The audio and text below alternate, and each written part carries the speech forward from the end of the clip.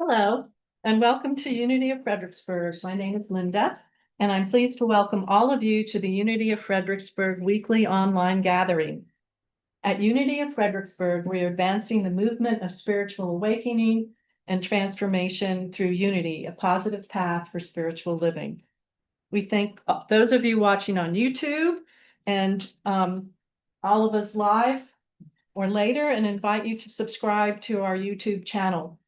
If you're able to attend live, we encourage you to join us in the Zoom community room for the full Sunday morning experience, including music, prayer, and connection.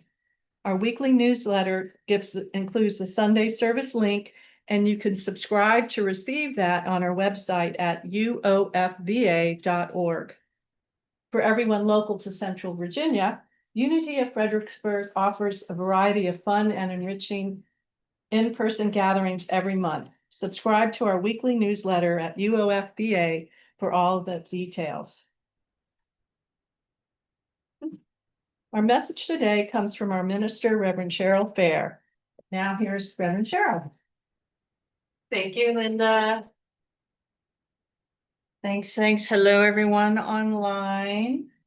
And welcome to everyone in the room. How exciting. Yes. How exciting. So for everyone online, just so you know, we are having 2 times a year, we do a hybrid broadcast where local folks come together in person and we combine with those of you online. So we are happy to do that today. So today marks the beginning of Holy Week on the church calendar. Now, Unity, as a part of the denomination known as New Thought, sometimes we connect in with the church calendar, and sometimes we do our own stuff, right? Because Unity has its own stuff. So here at Unity of Fredericksburg, we have an annual theme, and that comes together based on community discernment. We come together as a community and talk about what do we want to be talking about? What do we want to be doing? So we have that annual theme. Our focus as a part of that theme for the month of March was on wholeness. And we began the month talking about healing and wholeness. And we conclude the month of March today with Palm Sunday, which is a great reminder of staying in touch with our essential being, our wholeness, that level at which we are always complete and spirit expressing at the point of us, no matter what's happening in our world. So today we're going to revisit some of the steps that Jesus took during Holy Week as our inspiration. And our meditation today will include a spiritual communion ritual. With those of you in the room can kind of see we have lots of little supplies here on the table. Those of you who are online, you'll want to have with you a little bite of something to eat, doesn't matter what it is, and a little bit of something to drink. So just have that ready for our meditation time. So I always think it's good on Palm Sunday and when we connect with the church calendar to talk about what is Palm Sunday, because not everyone in Unity grew up going to church and really even knows what that was. In fact, I think I fielded that question at my house even yesterday. Like, what is that? What do we do? So all 4 gospels in the Bible include an account of Jesus entering the city of Jerusalem in the 3rd year of his ministry. So when it comes to history, because a lot of the Bible is stories, but when it comes to historians, when they see that something is noted in all 4 gospels, then they go, okay, this appears to be an event that actually happened, that really happened. So historically, we recognize it as something that happened. It may or may not have taken place on a Sunday. It's the church that labeled this particular occurrence as Palm Sunday. And at the time, historically, uh, Jerusalem was a part of the Roman Empire, and it was a province known as Judea, and they were turbulent political times, lots of stirring up going on. There was the Roman Empire, and the Roman Empire's territory at that point stretched all the way north to what we know as Britain, all the way to the east into the Persian Gulf and into North Africa. And they were one of those empires. They were looking to have more territory and be in charge of as much of the world as they wanted to. Now, Judea itself was, as you can imagine, a people with unwelcome rulers, was kind of a hotbed of revolutionaries, and most of these were all based on religious sects, different Jewish sects that had different ideas about how things should go. And then into this mix in Jerusalem, here's Jesus coming with his followers. And the Romans and the temple priests were very aware of Jesus because he was getting a lot of attention. He was stirring up new ideas. And they were all concerned about unrest because he was calling for things that would bring about changes in people's ideas, changes in consciousness. And their concerns were well grounded because as Jesus and his disciples came close to Jerusalem, there were hundreds and thousands, who knows how many people showing up, and they were all waving palm fronds. So I have things showing everybody online. We have on our table, we have some decorations of palm fronds, and I'll say now so that I don't forget later, you're free to take one of these home for as long as they last here, folks in the room. So, and that's why it's called Palm Sunday, is that the crowds were greeting Jesus by waving the palm fronds and laying them down on the ground to create a carpet for his people walking through. Kind of reminds me of recently the monks walk for peace. And when I went out, my best friend had collected quite a large bag of flower petals, and we created a little carpet for them as they came by, and they kind of paused and said, beautiful. So it was the same kind of thing, people showing up with all of the palm fronds. Um, so, and many people were kind of the Jewish faith has this image of a Messiah, right? And so a lot of people were thinking this is the guy, and they had different ideas about who that was going to be. And a lot of people, because they were in an age where the way governments changed is the new guys showed up with all of their army and all of their weapons and all of their stuff to take over. And everyone was pretty much surprised at the way Jesus showed up, because the records indicate that he showed up riding a donkey colt. So no big show of wealth, no show of power or control, but kind of a gentle, simple way of showing up. So lots of interesting things going on this day that's now called Palm Sunday. Um, and our source for all of this is the Bible. Now, in Unity, we like to look beyond the historical accounts and beyond the words in the Bible and look at the story for reflections of what's going on in our lives right here, right now. Asking, what does this have to say to me right here, right now? What do I have to learn in this moment? What can this show me? And on a macro level, Palm Sunday, when I talk about these different areas and people showing up and chanting and whatever, it might feel really familiar. How many people online in this room participated or contributed to No Kings yesterday? Right? So I did it kind of ahead of time, supporting through like social media posts and things like that, but a number of people out physically. There was a prayer vigil that was organized by the Eastern region.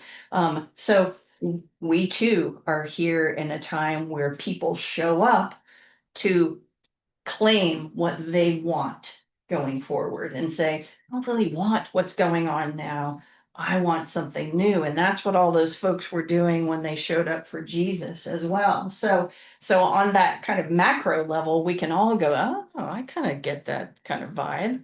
There's a lot going on in the world. So let's see, I'm keeping up with my notes here. So we looked at the macro level, but now let's kind of zoom into the personal level. And looking at Jesus as a person going into a time of big change in their life. So in our own lives, big change can sometimes come as a surprise, or it can be something that we know is coming. We're working through it. It kind of shows up in different ways. But change is the one thing that's always constant in our human lives, right? Everything is always changing. So for the purposes of the rest of our talk, I'd suggest that you take a breath right now and just bring a circumstance from your life to mind, so that as we continue talking, you have kind of a, like, think of, apply it to whatever situation you have. And if you can't think of something right now that's imminent, you can think of something you've gone through recently or in the past that was challenging. Just think of a situation around change. Now, in the case of Jesus, he knows that change is coming. And we know that because of things in the Bible, because he's been telling his disciples that things are coming, change is coming, things are going to change. Now, they don't get it actually, but he's been telling them. He's been telling them to expect something. Now, if you know in your life that change is coming, what are you going to do? Now, most of us, many of us, are going to prepare, right? We're going to get ready in our human lives. We're going to get ready. Our brain wants to be in charge. Our brain always thinks that it's in charge, right? I know what to do. We need to do the research. We need to gather the supplies. We need to worry and plan a lot, right?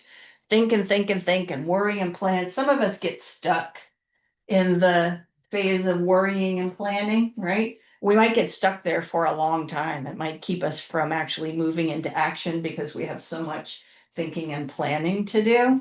Some of us will move straight into the action and be gathering. We're going to get all the stuff that we need. We need to have extra toilet paper. We need bread and milk. We need all the things. And or maybe we need to get some batteries, we need to make a list, whatever it is that we have, that applies to what's going on. And a lot of that is driven by fear. Oof, we're waiting for the cuckoo clock in the room, just so you know, because they probably can't hear it on Zoom, but it's a lovely cuckoo clock and it just went cuckoo and now it's playing a little tune. Back with you in a moment. That clock has its own time too, because I've got like roughly quarter after the hour, but it's playing a song like, I don't know.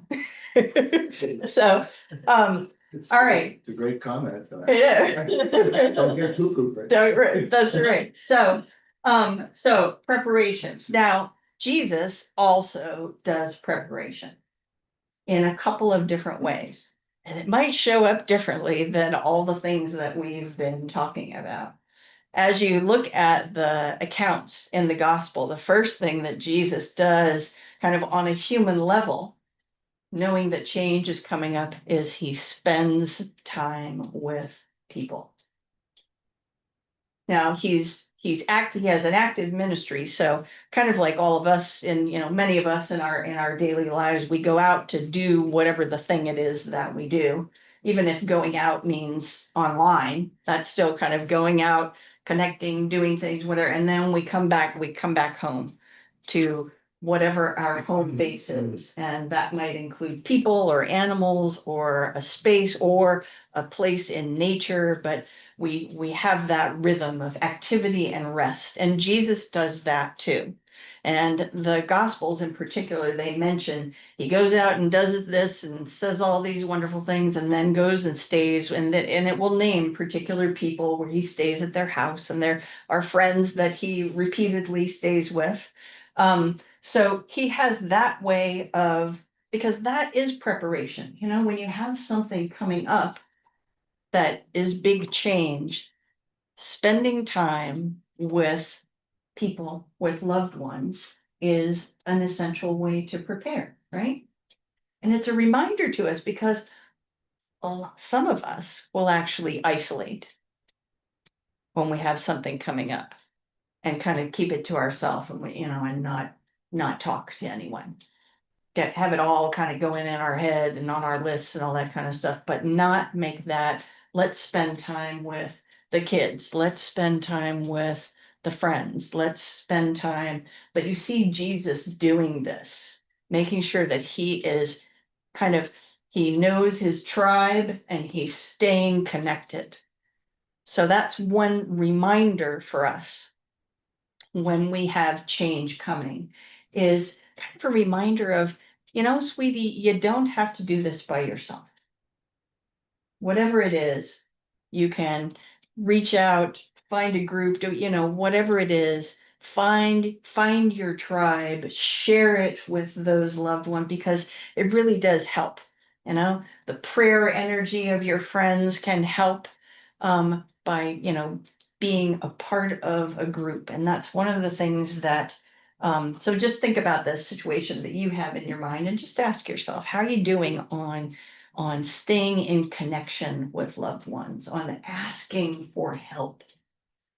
How are you doing on all of that? And just keep the value of that engagement as a top priority. So you don't see Jesus like gathering supplies and making a list or whatever, but he's spending time with people.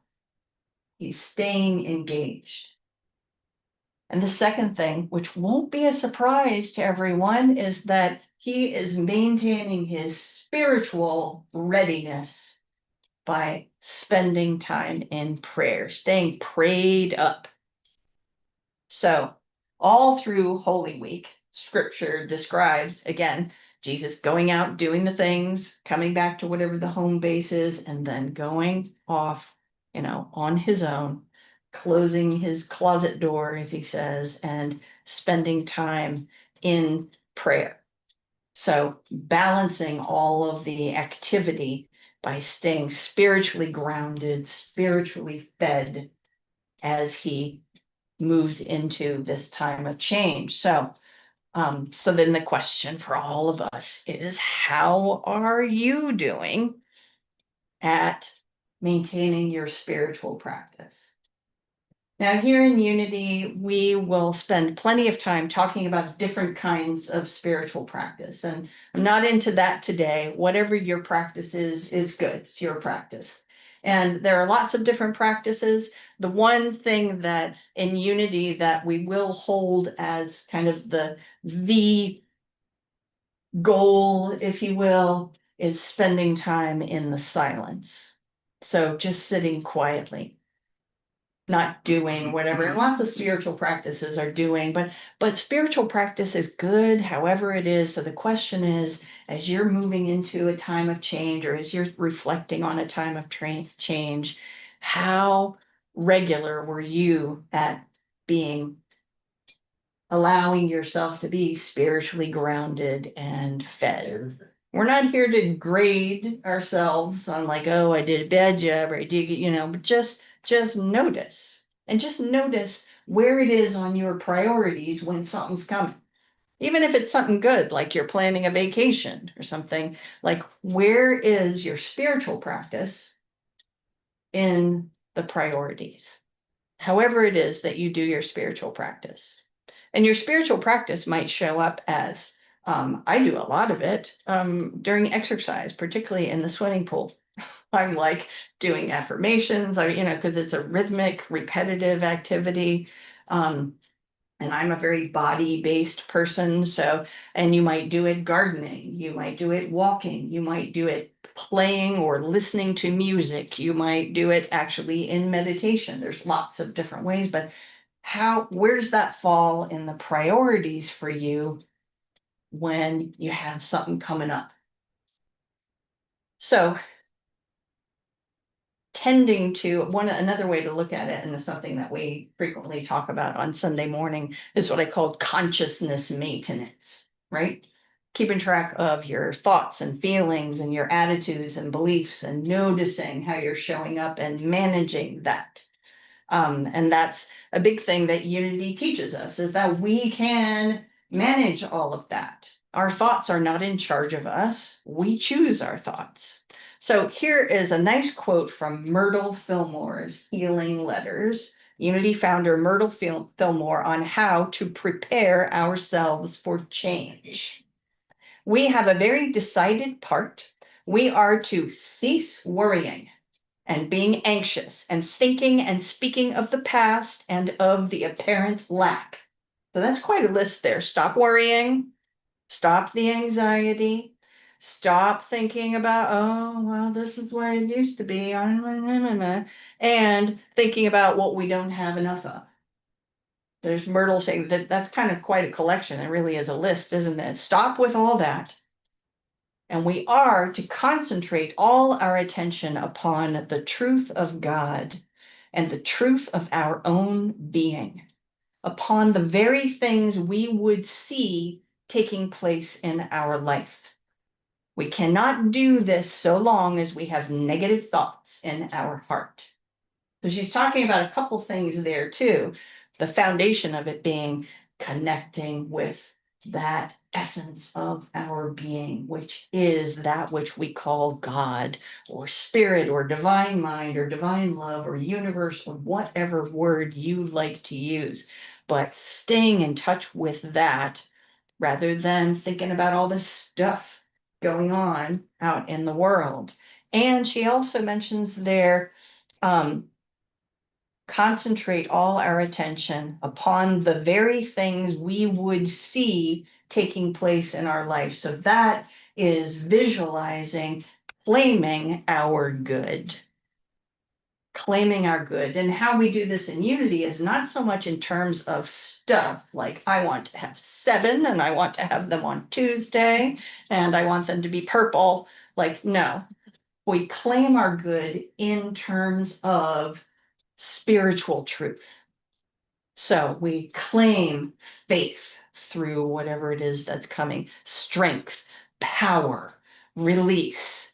We can use our 12 powers as kind of like a nice cheat sheet to kind of choose from what we're going to claim. And so here's a Myrtle saying we concentrate on what we would see taking place. So we just see ourselves showing up with all of these inherent qualities that are a part of us. So there's Myrtle telling us how to go about change. So we've talked about preparation. That's a lot about preparation. Now let's talk a little bit about how Jesus, back to Jesus, how Jesus shows up on Palm Sunday. So, as we already mentioned, Jesus does not show up like fully packed and ready for all circumstances, got snacks, got everything now. Like he didn't carry anything, right? Because he's operating on faith. He just knows that the universe is abundant and that wherever he shows up, everything that he needs will be there. So he doesn't show up fully packed. On the other hand, we do want to note that all of the gospels do show us that he's not sailing through without any concern. He is a human man managing a human life, and scripture shows him expressing, grief, frustration, a desire to like, do I have to? So it's not like, scripture says, oh, Jesus had it easy or whatever. When we look at the example of Jesus, we really are talking about how we show up in consciousness. We know that as a human man, he did need to have something to eat. He did need to have a place to sleep. Those things were cared for. When we're here on Sunday morning, we're not here to coach you how to do that. we're here to coach you how to be present in a spiritual sense. So here's a quote from Reverend Scott Aubrey, and he's the minister that has the Spiritual Passages website. He says, Palm Sunday reminds us that answering the call of love often means riding into places we would rather avoid. I hear that sigh, there's a sigh in the room. That's, yeah, it happens with life, right? Jesus entered Jerusalem not with force, but with courage cloaked in humility, knowing full well what lay ahead. True surrender is not giving up, it's giving over, trusting that the path of compassion, though costly, is always worth it. So I found that to be an interesting quote. So Jesus knew what was coming. He's actively praying. And we acknowledge right here and now that moving into change is not easy. But that example that Jesus shows us of staying connected, staying prayed up, is a good example for us to remember day by day, but particularly as we go into times of change. Now, there's one specific thing that Jesus does to get ready. He sends his disciples to go and find a donkey colt. So he enters this new phase of life. The story, he rides into Jerusalem riding a donkey colt. So it's like, what does that have to say to us? I don't know about you all, but I can't remember the last time I interacted with a donkey colt. Anyone? No. So what does this mean? And here's where Unity tools can really help us, because Unity has this wealth of metaphysical interpretation. So we can look at symbols that are in scripture and say, what does this mean? How can I have this make sense to me? So I'm going to paraphrase some material from Unity founder Charles Fillmore in his book, Keep a True Lent. So the donkey represents the ego, the personality. So he didn't even ask for like a well-tamed elderly donkey that would behave itself. He asked for a colt. So like, I don't know, like, a teenager donkey. Not to say anything, but it's like you don't quite know everything when you're a teenager, right? I've got a few in the room, right? Like, hopefully I'm not being offensive or anything. But it's like, it's like he didn't ask for like somebody who knew the ropes. It was like, let's get a young one. So this represents our personality, our ego, our human self that thinks it knows. Oh, I know what to do. I haven't done my praying, but I know what to do. I've got the answer. And then Jesus himself represents divine nature, centered in truth, and divine nature rides that donkey. Jesus shows us with a very physical example what is meant to be in charge as we go into big phases of change in our life. Not the ego, not the, I'm going to do whatever I want. I've got all the things I need. Like, no. Staying centered in truth. So that's what Jesus represents. Now, Jerusalem, the city, symbolizes a place of perfect peace in consciousness. So if you start putting yourself into this story with your example of change that's on the way, and just imagine yourself, imagine your divine nature, having the reins on your human nature, entering into a perfect peace in consciousness. And the procession represents your human nature, entering into this state of peace, moving into a new way of being. Because that's what change happens, right? We're constantly in this business of kind of creating a new way of being. Well, how am I going to be without this and this instead? How's that going to be? So then you have the crowds of people showing up and they're waving their palms, right? All those crowds of people. Now we're talking metaphysics now. So all of those people, those are all the thoughts and feelings in your consciousness. And when you show up, prayed up, and having your divine nature in charge, your thoughts, your feelings, your beliefs, your attitudes are cheering and they're welcoming. Then they're saying, let's, work together and find whatever the new way of being is going to be based on our spiritual powers. And the palm trees, all of the palm branches, they represent the realization in the physical realm, because, we are physical humans living physical lives, and the realization as the unlimited resource of strength. That we always have what we need to move into that new phase. We always have what we need. It's always there. It's flexible. It shifts, the outer winds can blow, but it's got you. You've got everything you need. So those are all different ways that you can think of these different pieces of this old story and how it relates to you. So as you reflect on your personal circumstances, knowing that change is always coming, just take these reminders from this old story. And I hope that that's helpful to you in some way. So as Jesus did, always be sure to find your tribe and stay connected. However that happens, whether it's online or in your neighborhood, or your tribe might be in nature, whatever it is, stay connected. Keep yourself prayed up on a spiritual level. Stay prayed up. So that's kind of talking about what happened on Palm Sunday, which is the first day of Holy Week. Now we're going to kind of skip ahead. We're now moving into a phase where we're preparing for our time of meditation, which is going to involve all these props we have on the table here. We're skipping ahead in Holy Week to the Passover meal that is frequently known as the Last Supper.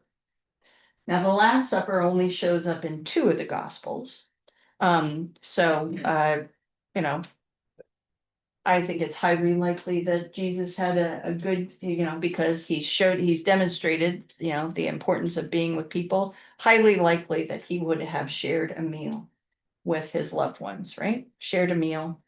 And in which the Bible shows us that he provides an easy and accessible and everlasting lesson through the sharing of a meal. So we're going to take a few moments here in the room and get ourselves ready. Okay, so so I'm sure that all the helpers we need will step forward. We have little cups that have bread in them. There is one. This particular plate here has gluten-free. So those of you who need gluten-free, you want to come and you want everyone to get one of these little cups. And then we also have cups of juice. All right.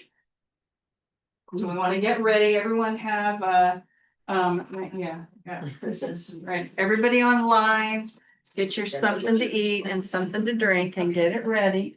Okay. Everyone take a cup of juice. We can pass them around. Yeah, exactly. Yeah. Wait for everyone in the room to get, and we have more. We need more. Just, we've been trying to keep a good head count on how many people are in the room, but some of you just kind of snuck in while I wasn't looking. So hopefully we've got enough for everyone. Like I said, we have more. Everybody covered gluten-free? Our gluten-free friends are good? Good. Okay, we've got some more regular. I can't You even. need it. You've got yours. Okay. Yeah. All right, I'm gonna take one. How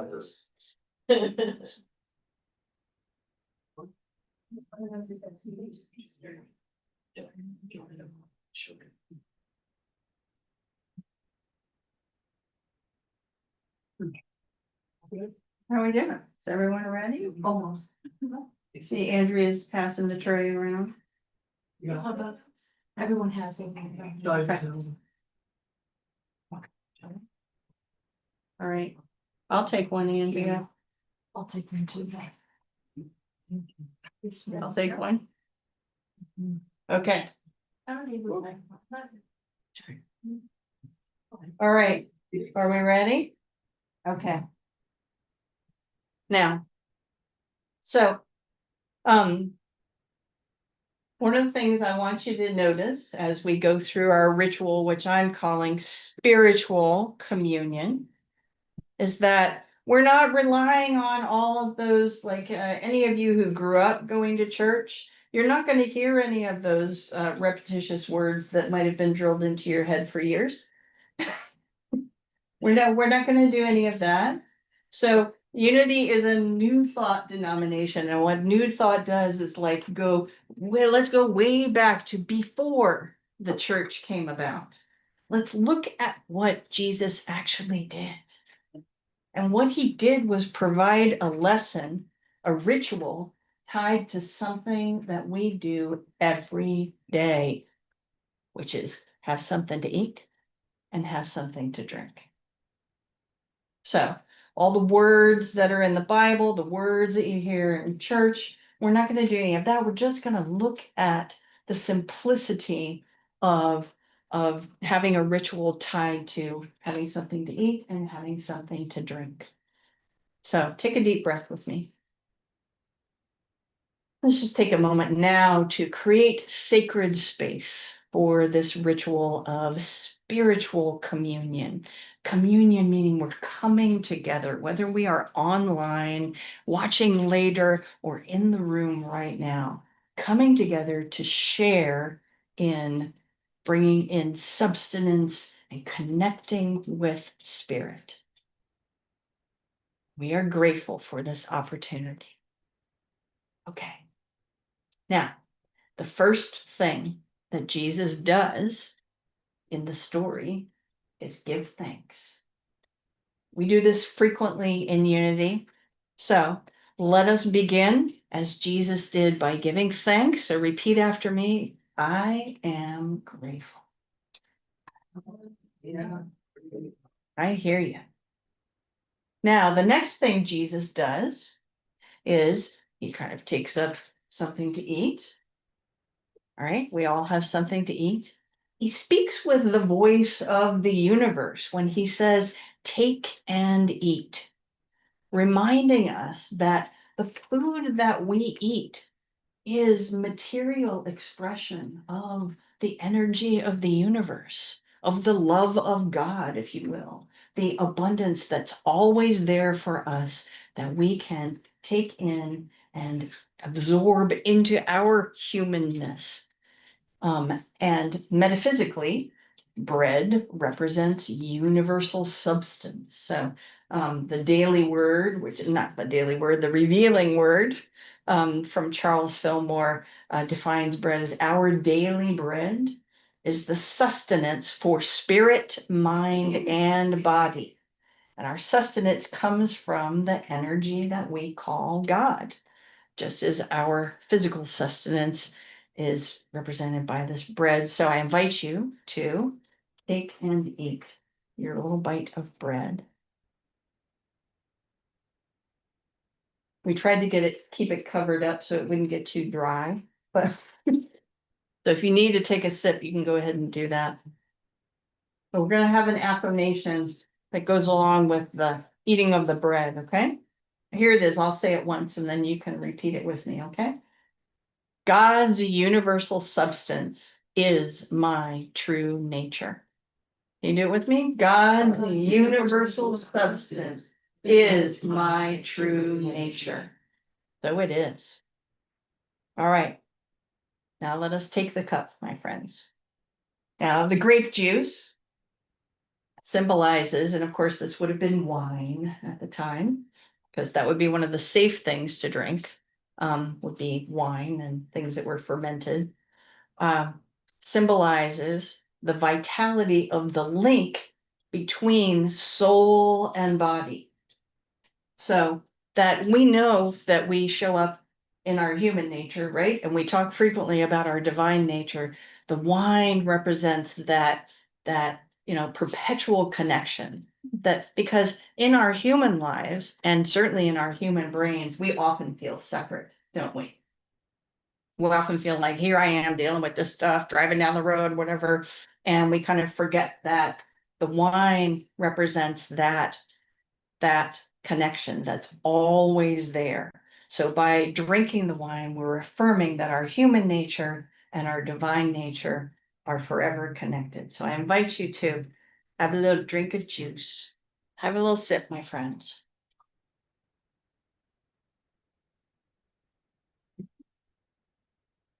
Everything we have here today is organic, just so you know.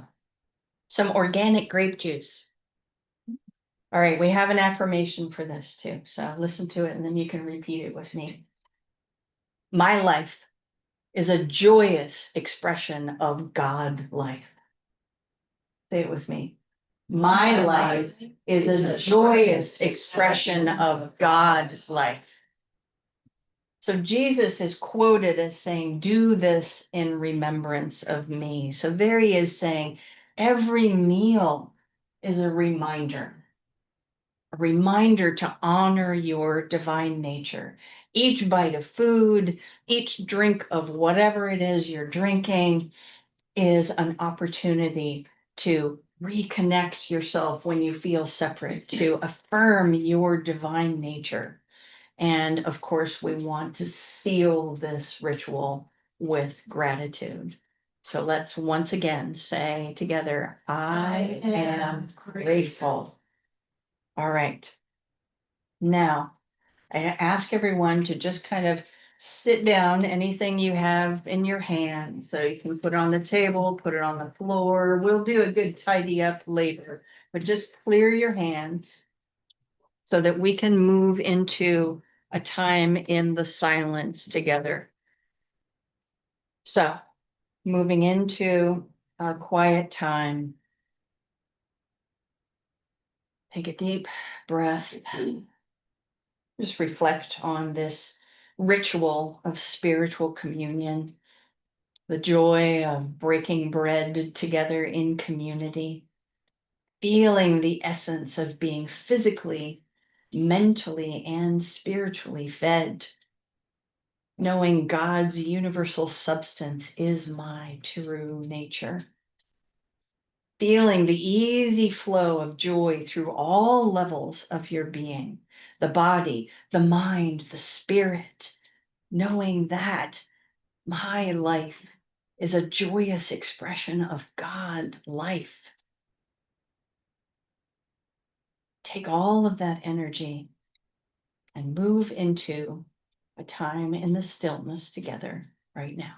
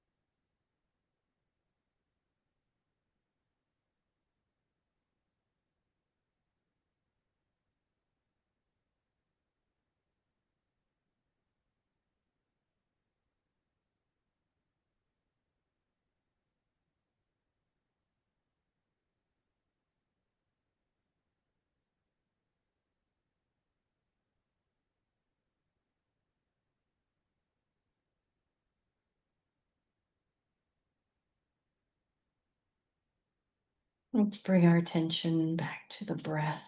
Just notice the breath moving in and out of the body. Feel your body sitting in the seat. Open up your senses to little sounds in the background, sounds from outside, sounds from in the room. Feel the air on your skin. We're going to seal our experience today by once more affirming, I am grateful. Say it with me, friends. I am grateful. And we have one more affirmation to conclude our time of meditation. And it is, I am guided and grounded in spirit, and I am grateful. Say it with me, friends. I am guided and grounded in spirit, and I am grateful. Let's say it again. I am guided and grounded in spirit, and I am grateful. So that is it for our meditation, and I'm going to hand it over to our friend Linda here to finish out our broadcast.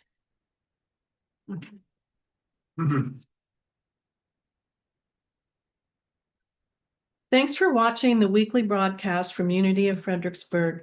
Visit our website, uofva.org, to learn more about our mission of spiritual awakening and transformation, and support our ministry with your financial donation. Thanks again for watching, and see you next time.